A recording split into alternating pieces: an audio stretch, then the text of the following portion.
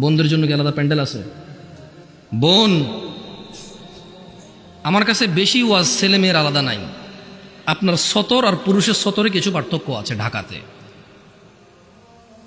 আপনার জন্য অসুস্থ হন আপনি, সেখানে সলাৎ আপনার জন্য নিষিদ্ধ এবং এতে আপনি পরেটার কাফারা করতে হয় না। পুরুষ কখনো তার জন্য সলাৎ নিষিদ্ধ হয় না, সে পড়তেই হবে যতদিন সে বেঁচে আছে, একদিনের জন্য তার জন্য নিষিদ্ধ হয় না। এইভাবে কিছু পার্থক্য আছে।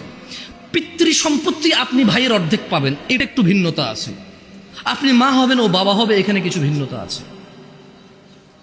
এছাড়া পৃথিবীতে যত আমল ইবাদত আছে পুরুষ মহিলার প্রায় সমান।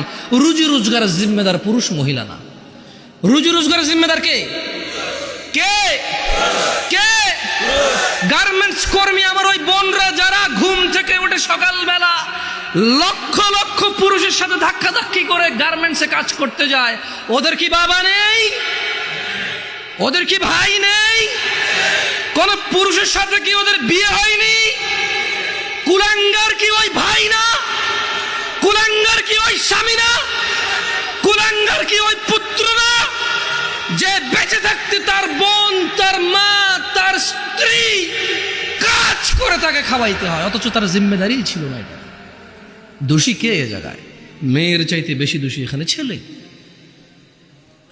এদেশে মহিলাদের কাছে 10টা টাকা থাকে না ভিক্ষা দেওয়ার জন্য। আপনি দেনই নেই কখনো, আপনি দেনই নেই কখনো। দেশের বহু মহিলার কাছে ভিক্ষা দেওয়ার জন্য 5টা টাকা থাকে না।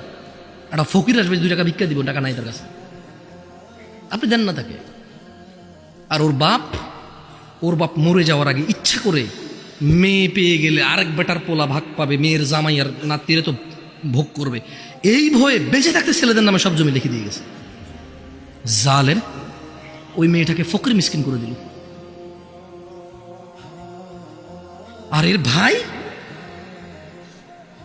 জমি যতক্ষণ আছে এটা ডাইকে ডাইকে খাওয়াবে, মাসে 2 মাসে ঈদে সান্দে জামা কাপড় সেমাই চিনি এগুলো দিতে থাকবে। কেন? জমি দিবে জন্য। এখন ওই বোন চিন্তা করে, আরে যদি আমি সম্পদ নিয়ে আসি, যা একে তো সে ডাবল পাইলো, আমি অর্ধেক পেলাম, একটুকু যদি নিয়ে আসি, ছেলে মেয়ে স্বামী নিজের দরকারে, বলে যে অংশ আনলে ধ্বংস হয়।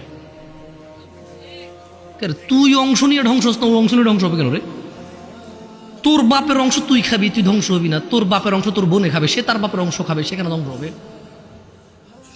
তোকে যা আল্লাহ নির্ধারণ করে দিয়েছে, নির্ধারক আল্লাহ, এখানে তোর অধিকার রেখেছে আল্লাহ, ওই মেয়ের জন্য অধিকার রেখেছে আল্লাহ। তুই খেলে ধ্বংস হবি না, ও খেলে ধ্বংস হবে কেন রে? এদেশের বাপ ভাই সবাই প্রায় জুলুম করে মেয়ের প্রতি, স্ত্রীর প্রতি, ইভেন মায়ের প্রতি। প্রায় ছেলেরা তাদের বাপকে যেভাবে ভয় পায়,